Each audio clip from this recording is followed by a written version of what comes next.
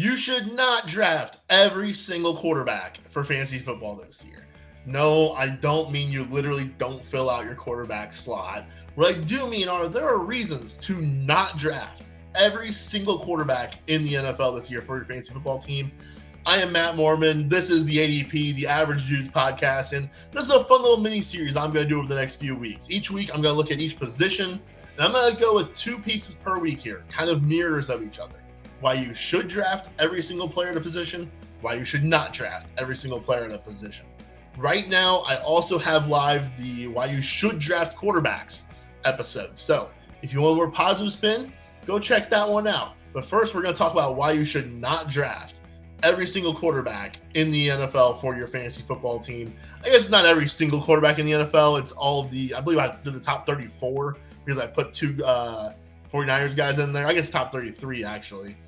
So we're going to look at the top 33 quarterbacks in Fantasy Pros ADP and talk about why you should not draft each of them. And we're going to kick things off with the number 1 quarterback in ADP. That is Patrick Mahomes. And his top weapon is 34 years old, and it lacks very serious depth behind him among wide receivers. Kadarius Toney just got hurt the other day. Sky Moore did nothing as a rookie. MVS has really done nothing.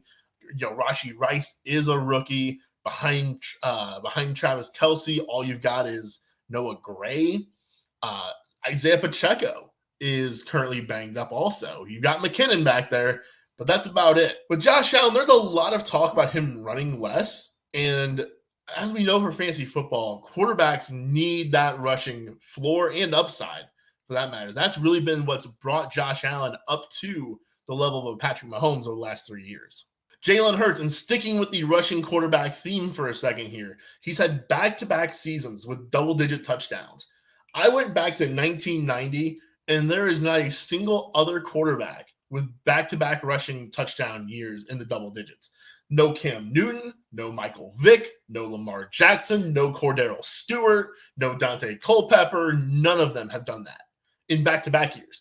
Cam Newton had 3 over the course of his career. Do you really want to bet on Jalen Hurts having 3 in a row? If Joe Burrow doesn't get the touchdowns through the air, couldn't he just have the same season that Justin Herbert just had? Now, I'm not going to be using injuries as an excuse for any of these players, and that brings me to Lamar Jackson here. So instead, what we're going to talk about is the Todd Monken offense. It's expected to throw the ball more, and with the Ravens' commitment now long-term to Lamar, does that mean they're going to maybe hold him back a little bit from running so much? What happens if Justin Fields never gets better as a passer? Does he really have that ceiling? I think the rushing can keep his floor in place, but, Lamar Jackson, when he had his MVP season, it came with a 9% touchdown rate. Last year, when Jalen Hurts had his big season, he completed 66% of his passes, had an 8.4 yards per attempt. What if Justin Fields just doesn't improve as a passer? Justin Herbert is relying on a lot of old weapons, and that, being Keenan Allen, Austin Eckler, and Mike Williams, not only does that mean there's some injury worries for his 3 weapons there, but also where are the explosive plays coming from? Maybe Quentin Johnson, but he is just a rookie. Is Calvin Ridley any good? And if he's not, what does that take away from Trevor Lawrence's potential? Also for Trevor, does he have the rushing potential he needs? Or is he required to throw a bunch of touchdowns like Burrow and Herbert? And if Ridley's not very good anymore, does Trevor Lawrence have the weapons to throw 35 or 40 touchdowns? Deshaun Watson straight up sucked last year. There's no way around it. And after so long being away, he could just be done. Dak just doesn't really feel like he has any upside. And when you're taking a quarterback kind of in this range, don't you want upside? Again, we're not really going to go in on injuries here, but when you talk about Tua Tagovailoa, you do have to mention the concussions. But aside from that, though, what happens if Tyreek Hill or Jalen Waddle were to go down? What if Tyreek Hill at 29 years old now starts to show a bit of a decline? Also, his left tackle, Teron Armstead, is one of the most injury-prone offensive linemen in the NFL.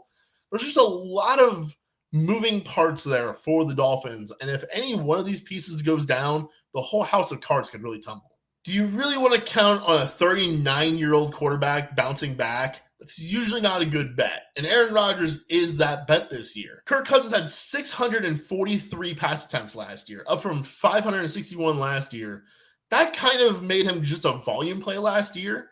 And he also lost Adam Thielen, who was really good in the red zone for him. So what if the Vikings maybe just a slower pace of play? Maybe the defense isn't as bad. Maybe Alexander Madison's good.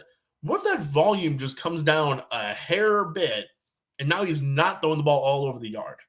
Daniel Jones is such a bad passer, and he didn't get the weapons this offseason to really elevate him. Darren Waller's fine, but he's not what he was, maybe 3 years ago.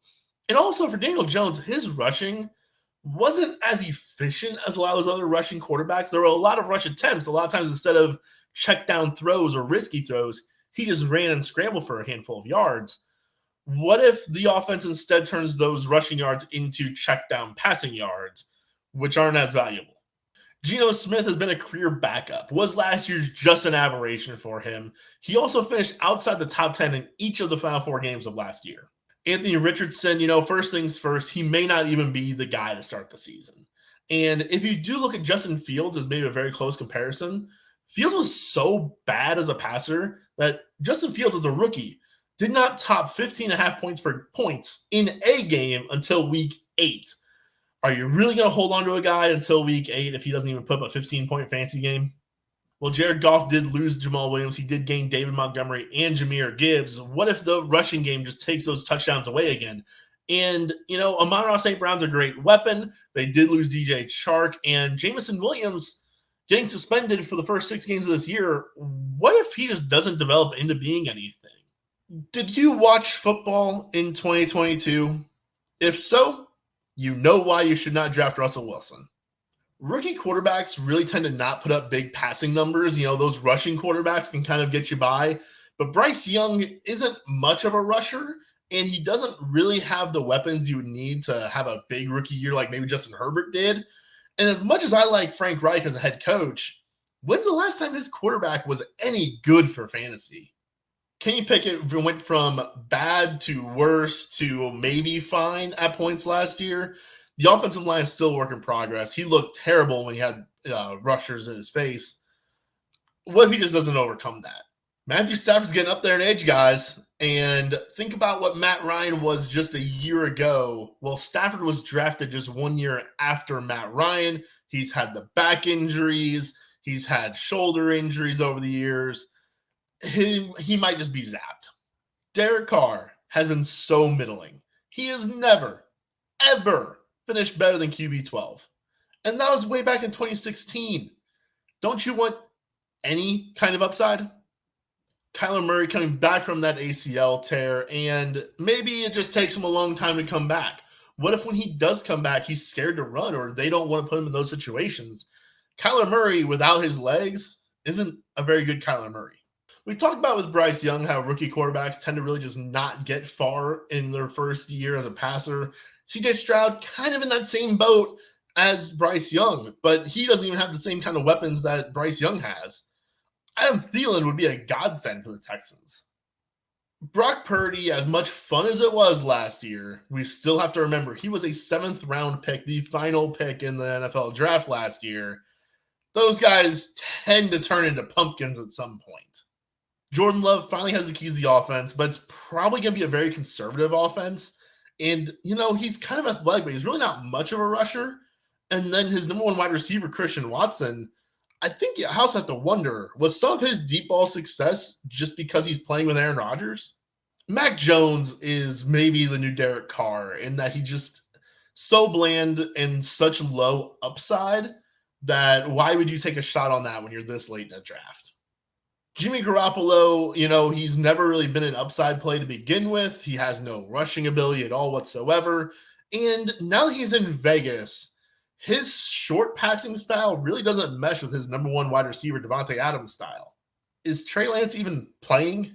Sam Howell was a 5th-round pick, and much like with Brock Purdy, how often do quarterbacks like that really pan out? He could easily get benched for Jacoby Brissett at any point. Desmond Ridder, while he didn't turn the ball over last year, he was very conservative as a passer, and they didn't draft Bijan Robinson to just go turn around and throw the ball. Ryan Tannehill is in a low-volume passing offense, and he's counting on a 31-year-old DeAndre Hopkins and a second-year wide receiver in Treylon Burks who barely played last year. Baker Mayfield got cut by Carolina for Sam Darnold, and he hasn't been very good in a while. That offensive line in Tampa was so bad last year, Tom Brady had a lot of problems. How is Baker Mayfield going to go with that? All right, guys, and there you have it. That is at least one reason why you should not be drafting every single quarterback in the NFL for fantasy football this year. And look, not every single one of these arguments are ones that I personally necessarily am backing. Some of these are ones I have just seen other people have, other people's beliefs. And I think it's important to kind of factor in all of those viewpoints because we get things wrong sometimes. Other people see things that maybe we don't.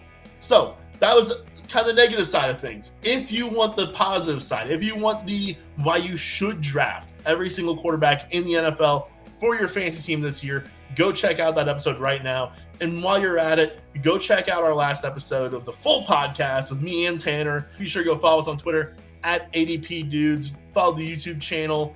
Follow us on Apple Podcasts, on Spotify, everywhere else you get your podcasts. We'll see you again real soon.